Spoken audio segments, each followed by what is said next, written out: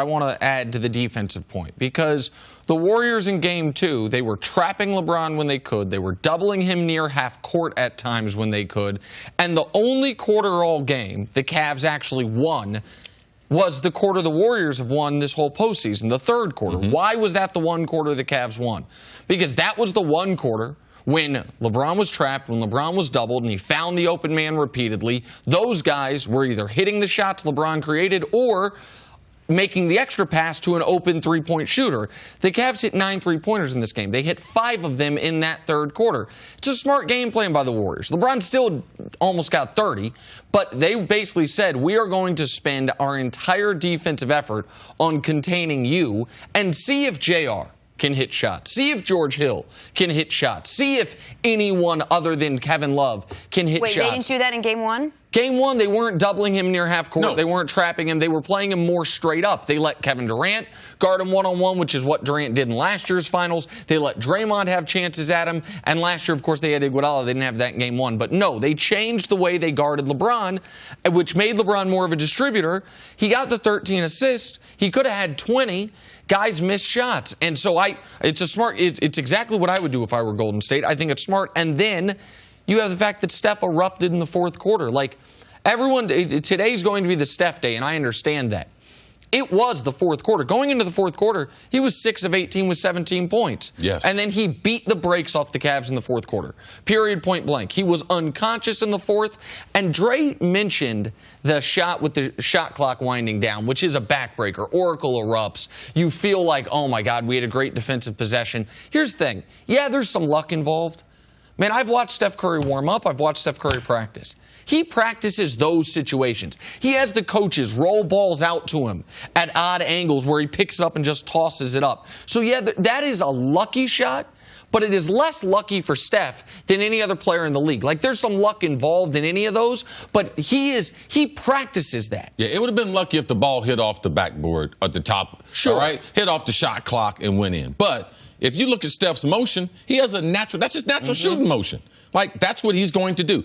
Great shooters, they make things happen. So, to me, it doesn't have much to do with luck. Maybe luck's the wrong word. I'm going to change that from your vocabulary. Okay, fair enough. Because the higher level we talk about, less luck has to do with it. My point is that's any shot you make at the end of the shot clock that's not what the offense wanted. That wasn't their plan going into that possession. But as far as now, if he had made the one left-handed, the one they gave him the ball, where he tried to get a lean in the foul, and they just said Warriors ball. But the point I was trying to give him credit there, like there is less luck involved in Steph making that shot than any other player in the league because he practices those shots because he is able to keep with his shooting form.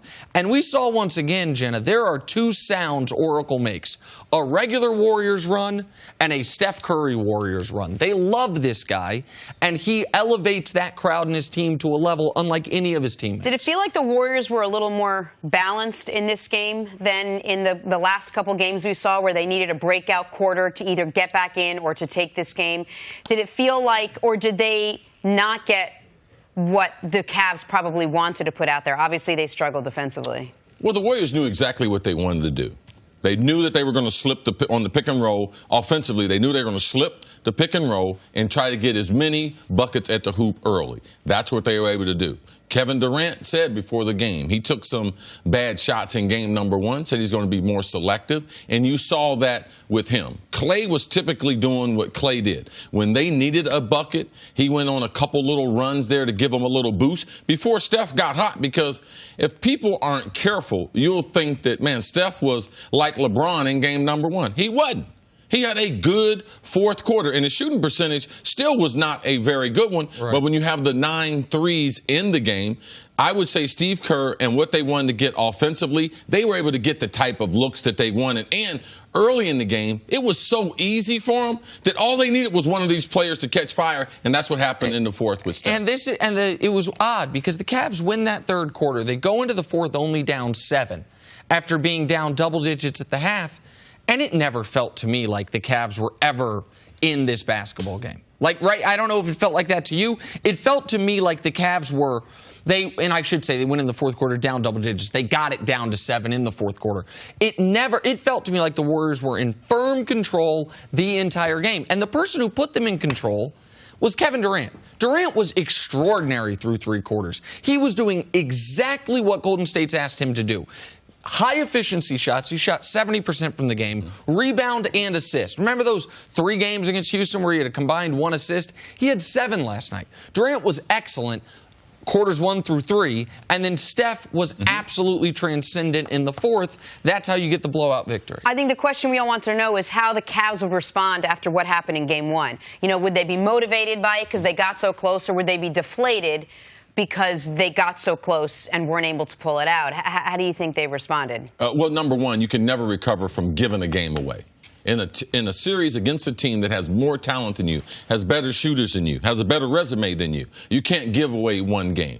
Now, JR, it seemed like he woke up a little bit as far as he at least acknowledged to his teammates that he made a mistake. I thought that was very, very important as far as before the team could move forward. But he's played like he did not only through the postseason, but the way he played through the regular season. JR has been awful.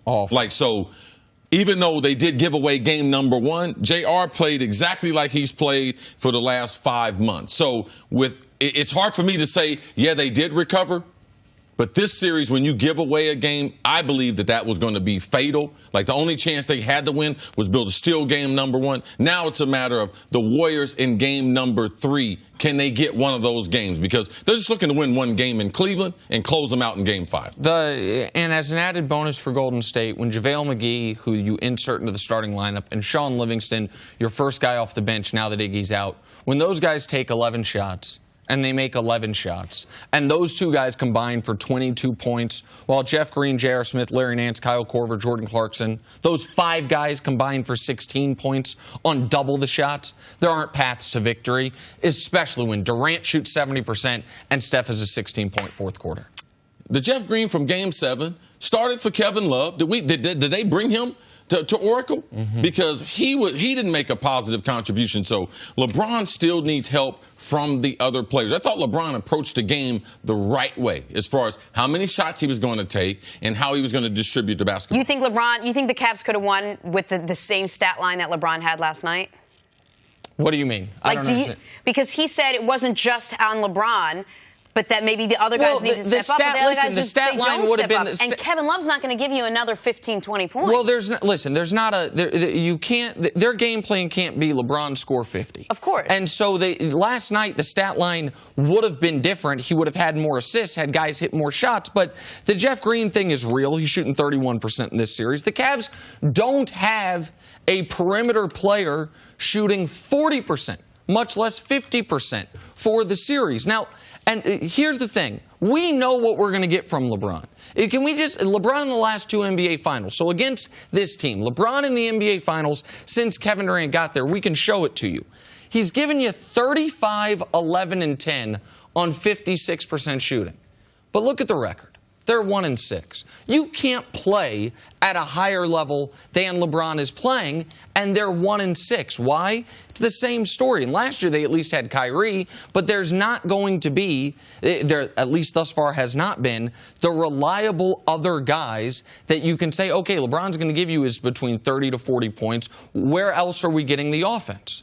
Yeah, and let's not forget, they're going against one of the greatest teams that's ever been put together. So you can't think, man, LeBron's got to do. No, it's on the other people. It's a team sport, and the other guys have to make contributions. And LeBron's not. He didn't get that in Game 1 or in Game 2. Is there too much then being placed on LeBron? But that's been the story all year. Yes, Jenna. it has. And the other stories, the same. It's always the same stories with this team. There's no supporting cast. It's LeBron and 1 in every game. The and 1 is probably going to be Kevin Love. Sometimes it's Jeff Green. Right, but it feels to me like there was never a reason to believe that the Cavs' other guys were going to get better as the competition got harder. Now, Chris and I battled all year long whether or not the other guys were going to be so bad to prevent them from even getting to this point.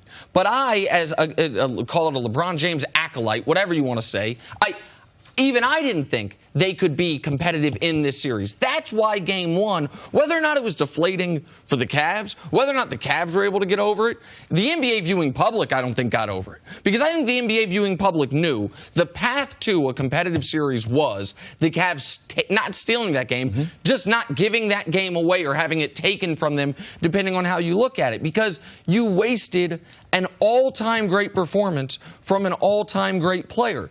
I don't look at this box score last night and say, oh, well, here's why the Cavs will be fine. It's not like JR is going to go 2 for 9 again. No, on the road, he probably will. Oh, it's not like Jeff Green's going to go 2 for 7 again. No, on the road, he probably will. Well, could you, either of you, look at this box score and say, okay, I could take something out of this, at least maybe something little, and give myself a shot to think the Cavs have any chance to be competitive in this series? Yeah, I look at see the attendance, I see where the game was played and realize it's not going to be there. Yeah. That's a good point. All right? That's what I look at from the stat sheet.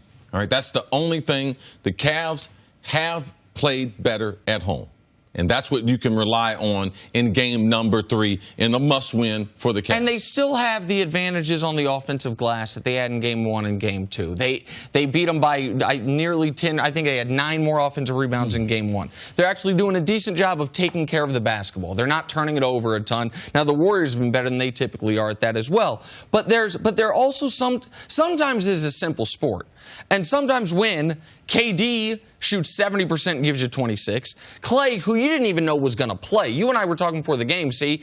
And we thought, okay, if he plays, he's going to be limited. He didn't appear to be limited at all. Clay gives you 20, and then Steph... On 13 shots. On 13 shots. And Steph is having an awful game through 3 quarters. He was 6 of 18 from the field through 3 quarters, and he leaves the game as the overwhelming favorite to win Finals MVP because he was so good in the 4th. You're going to lose that basketball game. Like, I don't want to underplay it, but it's not, to me, it's not that surprising that last night went the way it did. Thanks for watching. Subscribe here to get the latest from the show. Also, be sure to check out more of the best clips from First Things First, or go watch a few segments from our other shows on FS1.